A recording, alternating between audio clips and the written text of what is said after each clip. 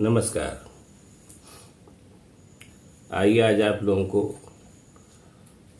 एक ऐसे नायक के बारे में बताएं जिन्होंने भारतीय राजनीति में कई कीर्तिमान गढ़े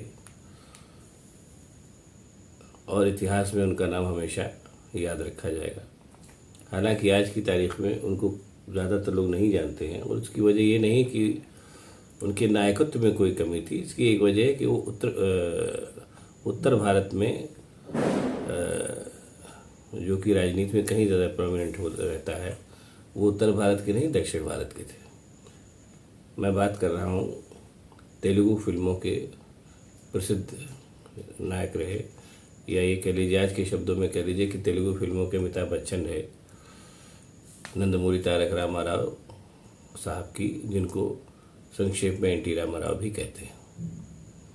बहुत कम लोग इस बात को जानते हैं कि रथ यात्रा की शुरुआत एन टी रामाराव ने की थी, जिस चीज़ के लिए कालांतर में लाल की सांडवाणी जाने गए। जब उन्होंने बाबरी मस्जिद और राम जन्मभूमि मंदिर विवाद के सिलसिले में रथ यात्रा निकाली, उस वजह से उनको रथ यात्रा के लिए जाना जाता है और बाद में तो बहुत सी रथ यात्राएँ निकली। लेकिन उनसे कहीं पहले 1984 में ही और उसके पहले चुनाव के दौरान एन टी रामाराव ने चैतन्य रथम के माध्यम से पूरा चुनाव किया था। लेकिन जैसा मैंने कहा कि वो उत्तर भारत की राजनीति में, चूँकि दक्षिण भारत के लोग उतना प्रासंगिक नहीं रहते हैं, इसलिए इस बात को बहुत कम लोग जानते हैं। लेकिन एक तरीके से चुनाव प्रचार के दौरान या अपनी बात पब्लिक तक पहुंचाने का जो काम आमतौर पर लोग लाल की सांडवाणी को श्रेय देते हैं, वो लाल की सांडवाणी नहीं शुरू किया था। इस चीज़ की शुरुआत नंदमूरी तारक रामाराव ने की थी। अब मैं उनके बारे में थोड़ा विस्तार से बताता हूँ। जैसे मैंने बताया कि उनके नाम राजनीति में बहुत से कीर्तिमान दर्ज हैं। अब बात शुरुआत करते हैं। जैसा होता है, वो तेलुगु फिल्मों के सुपरस्टार थे और एक लंबी इनिंग उन्होंने खेली अपनी फिल्मों में। और धार्मिक, आमतौर पे उस ज़माने में धार्मिक फिल्में ज़्यादा बनती थी, धार्मिक चरित्र उन्होंने बहुत ढेर सारे निभाए और उसमें बहुत सफल रहे। 1968 में ही उनको पद्मश्री का खिताब मिला था उनकी फिल्मों में उनके योगदान के लिए, तेलुगु फिल्मों में उनके योगदान के लिए।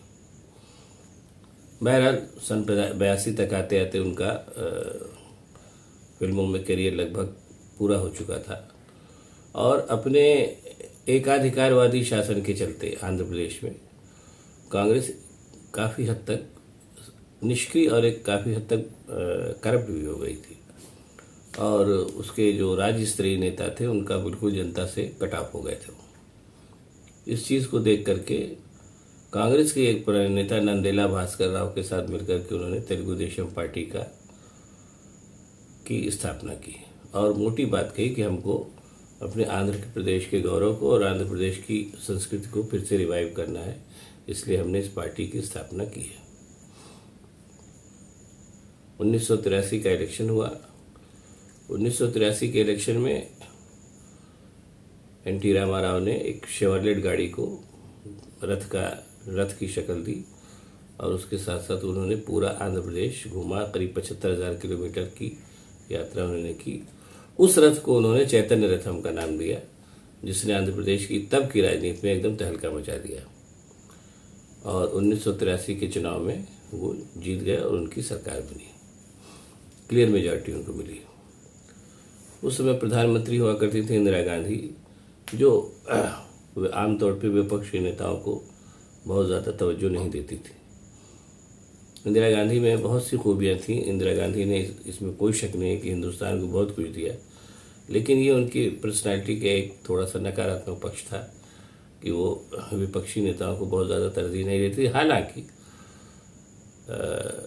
वो इसका ध्यान रखती थी कि विपक्षी नेताओं को तरजीह न देने की बात वहाँ तक न पहुँचे कि वो जनभावना का अपमान हो जाए, इतना वो ध्यान रखती थी। ये कैसे, मैं इसको आगे एक्सप्लेन करूँगा।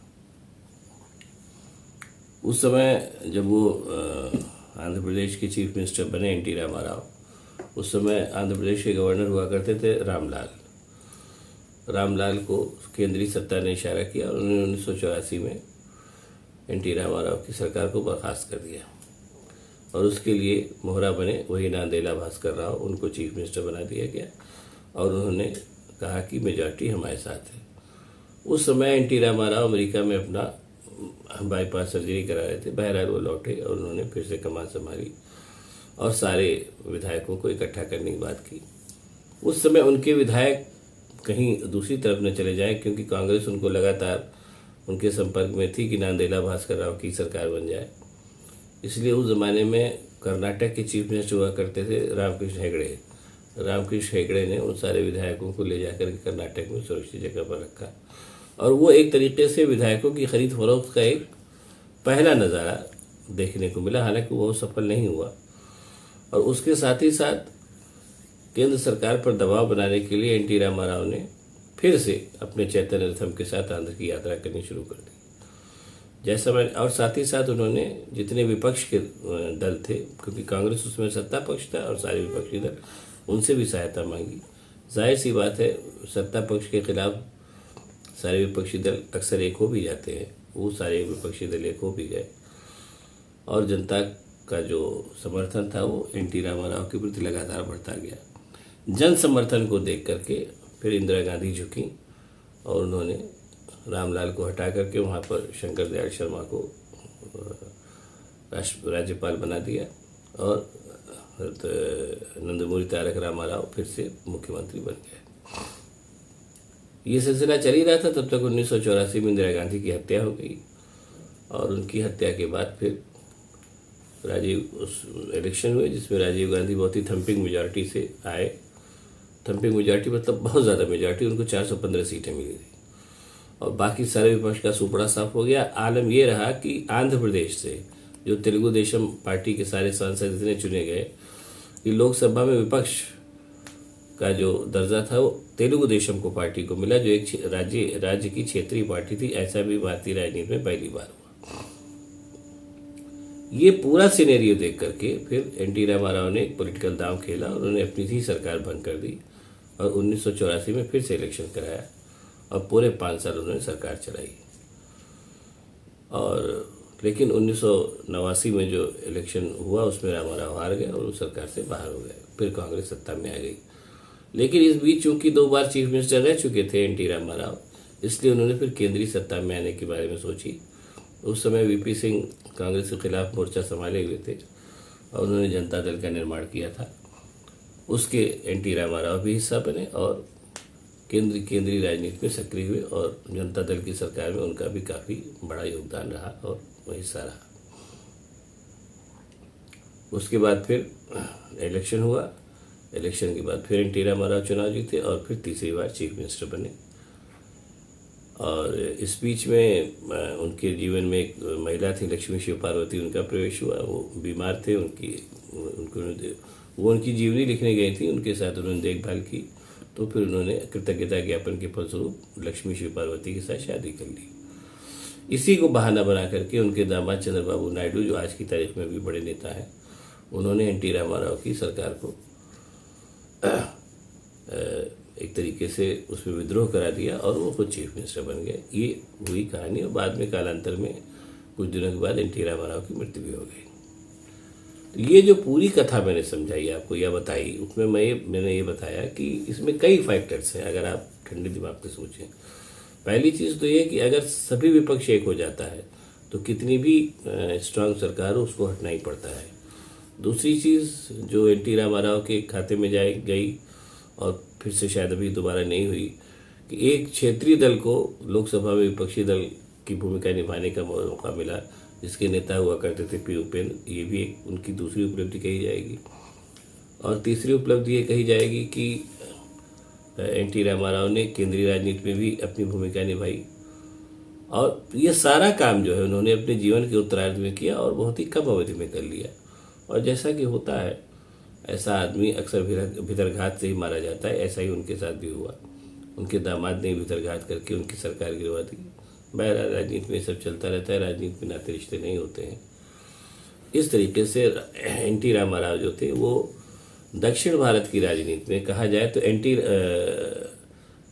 पी वी नरसिंह राव से भी पहले, पी वी नरसिंह राव तो काफ़ी बाद में प्रधानमंत्री बने और आंध्र गौरव के नाम से उनको नवाजा गया। लेकिन उस तरीके से अगर उस लिहाज से देखा जाए तो पहले आंध्र गौरव जो थे वो एन टी रामाराव थे। इस बात को भी हम कह सकते हैं। बहरहाल वो राजनीति का एक दौर था जो निकल गया और एनटी रामाराव ने फिल्मी हीरो की और बाद के दिनों में एक सफल पॉलिटिशियन की दोनों की भूमिका निभाई। इसमें कोई शक नहीं है, भारतीय इतिहास में उनका नाम हमेशा याद रखा जाएगा। आपको भी अगर ये कहानी पसंद आई हो तो वीडियो को लाइक करें, शेयर करें, सब्सक्राइब करें और लोगों को भी बताएं कि आपको इस तरीके के तमाम वीडियो इस चैनल में देखने को मिलेंगे।